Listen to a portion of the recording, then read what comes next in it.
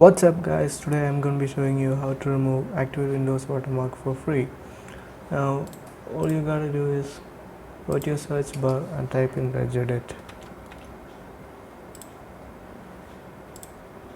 Now you need to select H key local machine, then expand system, then expand current control set, then expand services. Now you need to find a folder named svsvc. It's way down below. It's this one.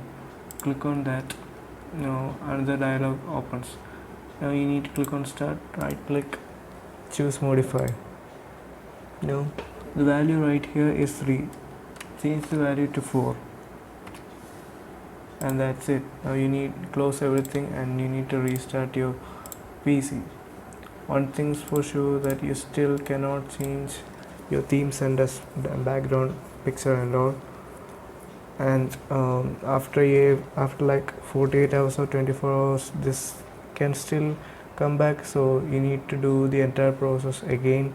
So whenever this happens again, whenever this watermark comes back, you need to restart your PC. And that's it. Thanks for watching guys. See you in the next.